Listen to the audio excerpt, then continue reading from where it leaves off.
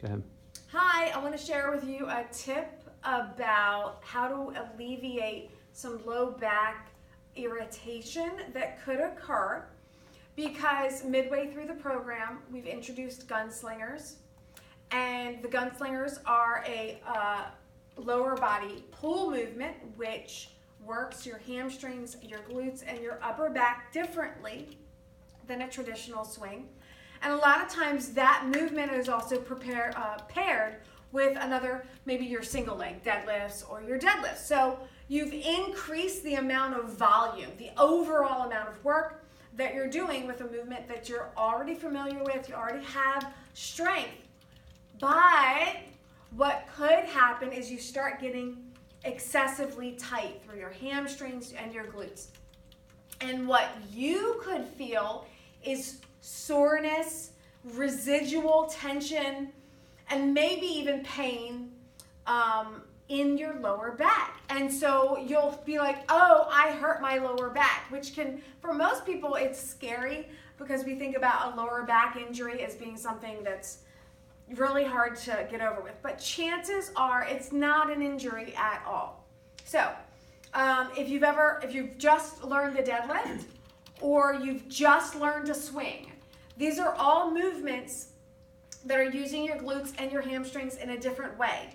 If you've just added gunslingers and you're new to single leg deadlifts as well, you might find that if you're getting sore right across here, especially if it's even from side to side or even sometimes one side, it's most commonly tight lower body muscles. So if you can imagine this, if your hamstrings have shortened, this is your hamstring here, shortened because they're tight, because you worked them, is going to pull on your lower back.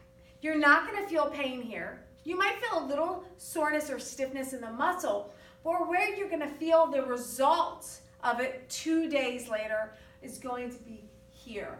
So what you need to do is not stretch your lower back, because the source of the pain is not always the source of the strain, but lengthen your hamstrings. So what you're going to do is your piriformis stretch. So you're going to get down on the floor, cross your leg. Now, most times people do this, they have their ankle up very high. It's the leg that you have crossed that you're getting the stretch in, and you're going to feel the stretch here. You're going to feel it through your glute and maybe up here a little bit. Now, in order to get the most from this stretch, you should spend a lot of time in it. I'm recommending 1 minute per side. You're going to pull your ankle down so that it's below your knee. And as soon as you do that, you might start to feel a mild stretch through here. Once you have that mild stretch, I want you to relax into it. Relax by either using a belt if you can't reach, or interlace your fingers behind your thigh here. And then just relax. You're going to breathe for relaxation. And really just allow yourself to sink into the stretch. After 15 or 20 seconds, you might have found the muscle loosened up a little bit, and you can pull your ankle down a little bit more, and then pull it in a little closer as well. And then you intensify the stretch. You can do the same thing. You're going to breathe. And really start to feel as you relax here, I just want you to let your whole body get heavy onto the floor. The next stage into this is that you can't see me doing this, but you can feel it, is I'm going to activate my glute by actively pushing my hips towards the floor. When you do that, your legs will come forward a little bit, and I'm going to push down. I'm going to push, push, push, push, push, and then relax and really pull this in and hold it for a few more deep breaths. You can pull your ankle a little closer as well, and then you can find, once the strain releases, you can breathe and maybe tilt a little bit to the side to get a little different activation. and then tilt to the other side to get a little more activation. You're gonna find that you wanna get almost a 360-degree stretch here through your glute and your piriformis and your hamstring. Then you can do the other side, and I'm gonna caution you, when that's gonna feel like amazing. When you switch legs, you're gonna be like, ah! You're really gonna notice once you stretch the one side how tight the other side is.